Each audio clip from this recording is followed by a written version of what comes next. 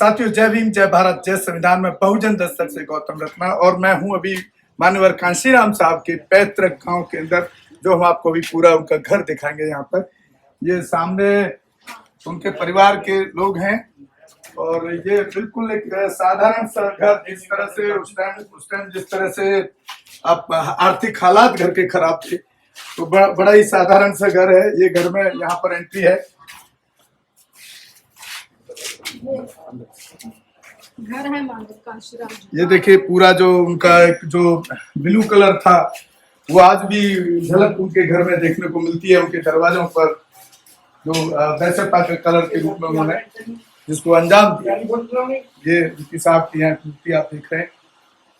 बहुत सालों से इच्छा थी कि उनके घर के और उनके परिवार के लोगों से मिला जाए, उनके घर के दर्शन किया जाए कि जो इतनी बड़ी शख्सियत किस घर में, किस माहौल में पैदा हुई और किस तरह से उस वंचित बहुजन, जिसको नाम दिया, जिसको लोग अलग अलग जातियों के रूप में देखते थे, उनको इकट्ठा एक नाम करके दोबारा से जो बुद्धिज्म का बहुजन हिताय था, उस बहुजन हिताय को जिंदा करने का काम मान्यवर कांशीराम साहब ने किया।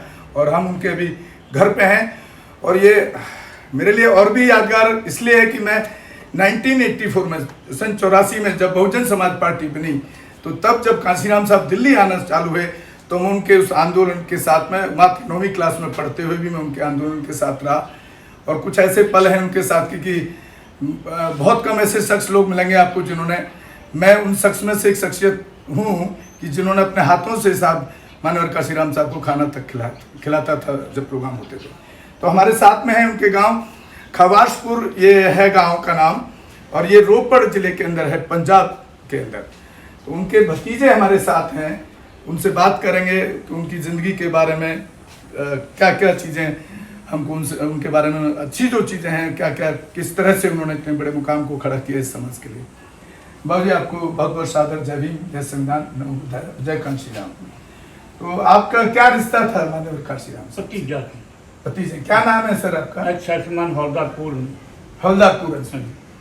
तो कुछ साहब मान्यवर कांशीराम साहब के बारे में हम बताना चाहते हैं देश के लोगों को, क्योंकि आप तो उनके देखे होंगे कहीं ना कहीं आप, क्योंकि ऐसा कहा जाता है कि वो जब घर छोड़ गए थे समाज के आंदोलन के, तो घर तो वापस नहीं आए, लेकिन आप तो कहीं ना कहीं तो जाके मिले होंगे। जब वो घर वापस आया सी 10-82 को घर आया सी, 10-82 को घर आया सी। जब उन्होंने फादर की डैथ हुई है 10-10-19 तरीक थी, 10वें महीने की 19 तरीक को, जब 1982 में आए थे। 1982 में जब लोग घर आए थे, तो दाल फुलका जो मेरी मदर थी, इन्हों का मकान ढिया हुआ सी कुछ।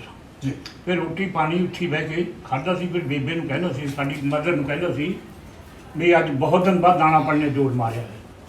एक इन्हों का मकान टुटिया हुआ सी, थोड़ा जिहा साहब जब अंदर आया, एक पैर अंदर एक बाहर, वो बोलता था बई छत थोड़ा जिहा बाले गाडर पा के कंध खड़ी कर लो। ये अखां दे सामने की गल, मेरे अखां दे सामने की गल, मैं छुट्टी आया था 82 की गल। तो उस टाइम इन्होंने फिर थोड़ा जिहा करन लगे, जी लोगों को पता लग गया भी साहब का मकान पै रहा, कोई पंजाब से कोई गाडर कोई बाला के, यानी लेंटर पाता सी। तो साहब का पैर एक अंदर था, एक बाहर था। कहना था, कह रहा था भी अब लोग कहेंगे दूरदर्शन देखेगा भी साहब ने कोठी पा ली, यानी गुस्से होके गया था भी हम क्या करे कोठी पा के बैठ के। मैं क्या था गाडर वाले डाल लो, है जी। फिर आता था घर में आता। अच्छा, साहब ने कहा गाडर डाल लो, और परिवार के लोगों ने और समाज के लोगों ने कहा नहीं लेंटर डाल दी। तो साहब को इतनी अंदर से तकलीफ हुई, जो मैं हिंदी में समझ पा रहा हूँ, कि उनको ये भी लगा कि कल को मेरा समाज ये ना कहने लगे कि समाज के जो मूवमेंट है उस पैसे से इन्होंने अपना घर बनाया। जी जी। जब भी आता था वो कोई घर में पैसा तो देता हो, बोलता ये पैसा ऐसा है, गरीबों का पैसा है। अखा से समझ गल करता मैं, ये गरीबों का पता है जहर है, अपने परिवार के लिए यूज नहीं कर सकते हम। ये जहर है, मैं नहीं थोड़ा पैसा दूंगा, वन जैसे तैसे रोटी पानी खाओ। आता था यहाँ पर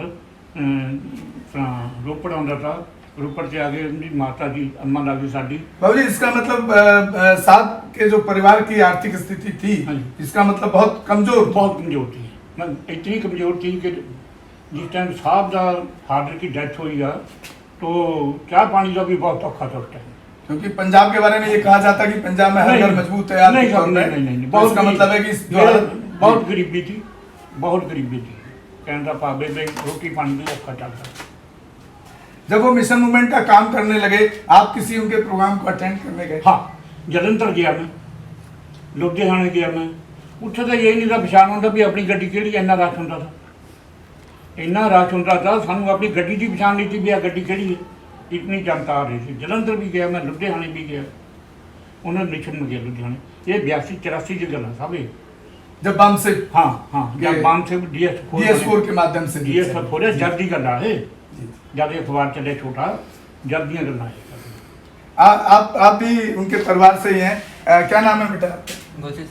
गुलशन सिंह जी। आप क्या लगते हैं काशीराम साहब? पोते लगते हैं। पोते लगते हैं। तो आप कुछ कहना चाहेंगे? उन्होंने इतने बड़े देश के अंदर नाम किया, ऐसे वंचित समाज को आज एक मजबूत जगह खड़ा किया है कि वो अपने अधिकारों की लड़ाई लड़ रहा है ठीक से। आपको कैसा लगता है अंदर से? बहुत बड़ी बात है। अच्छा लगता है। तो याद करते हैं साहब के जन्म पे, सेलिब्रेट करते हैं, उनको नमन करते हैं हमेशा। और बाबूजी कोई उनके जीवन का कोई किस्सा ऐसा कि जो लोगों को प्रेरित करे?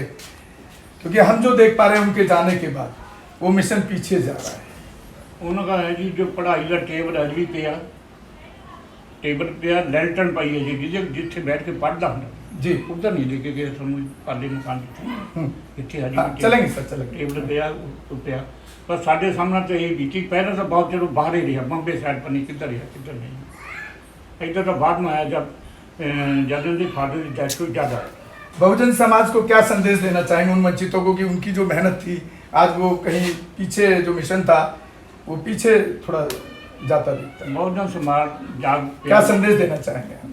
संदेश तो यही दूंगा भी जो भी है शेड्यूल कास्ट है या गरीब आदमी है, कांसी राम के पूर्ण से चले, यही बहुत बहुत धन्यवाद। हम बात कर रहे थे अभी मान्यवर काशीराम साहब के भतीजे एक्स सर्विसमैन हवलदार पूरन सिंह जी से, और उधर उनके पोते खड़े हैं। तो बहुत अच्छा लगा। और क्योंकि मैं एक राजनेता पॉलिटिशियन नहीं हूँ तो कई बार इमोशनल मेरे बॉडी में चीज़ें आ जाती हैं। और एक खुशी भी है कि आज हम उस धरती को, उस घर को नमन करने आए जिसने हमारे समाज को एक मजबूती, देश के अंदर एक ताकत देने का काम किया। लेकिन अफसोस इस बात का है कि वो आज समाज कहीं ना कहीं जो उनका पूरा खड़ा हुआ एक संगठन कहिए या शक्ति कहिए, वो मुझे पीछे हुए जाता दिखता है। ये दुख भी है इस बात का। तो मैं बहुजन समाज के लोगों से भी अपील करना चाहूँगा कि उस तरह की शख्सियत को नमन करते हुए उनके रास्ते पे चलने का काम करें, तो आपको एक दिन कामयाबी जरूर मिलेगी, जिस तरह मान्यवर साहब को मिली। जय भीम, जय भारत, जय संविधान। देखिए किस हालात में आज भी, जिस तरह उस टाइम पूरा परिवार आर्थिक तंगी में था, उसी आर्थिक तंगी में मैं साहब काशीराम जी का आज भी स्टडी रूम देख पा रहा हूँ, जहाँ पर एक राष्ट्रीय संग्रहालय बनना चाहिए। चाहे वो अब मैं तो कहता हूँ कि ये सरकार की जिम्मेदारी है कि इतने बड़े महापुरुष, इतने बड़े शख्सियत को, चाहे सरकार किसी की भी हो, उसको यहाँ पर राष्ट्रीय संग्रहालय बनाने का काम करना चाहिए। और अगर सरकार नहीं बनाती है तो जो कांसीराम साहब का फोटो लगा करके घूमते हैं पूरे देश के अंदर, उनके नाम को इस्तेमाल करते हैं, चाहे कोई भी पार्टी या कोई भी संगठन को, इतना पैसा तो वो इकट्ठा करके उनके नाम से और उनके राष्ट्रीय संग्रहालय के रूप में अपने पैसे से भी मैं समझता हूँ कि इस तरह के संगठन बना सकते हैं और बनाना चाहिए, जहां पर उनके जीवन की हर घटना को एकत्रित करके, इकट्ठा करके, ताकि लोग वहां आए, देखें और उससे एक प्रेरणा लें। वो काम भी करना चाहिए, समाज के लोगों को करना चाहिए, अगर सरकार नहीं करती है। यस सर, ऐसा मैं मानता हूँ। साथियों, अभी मैं आपको दिखाऊंगा मान्यवर काशीराम साहब का स्टडी रूम, जो उनका जिसमें वो अध्ययन करते थे। और ये उनका, जो मैं पहले ही बता चुका हूँ कि पुश्तैनी घर है, जहां पर उन्होंने अपने संघर्ष को शुरू किया। और बहुत एक आज भी पूरा एक बहुत सिंपल सा घर है। और ये सर को बोलूंगा, ये देखिए साहब काशीराम जी का स्टडी रूम, खवासपुर गांव, रोपड़, पंजाब। आप बोर्ड देख रहे हैं, तो एक इतिहास है, मैं आपको रूम के अंदर ले जा रहा हूँ अभी।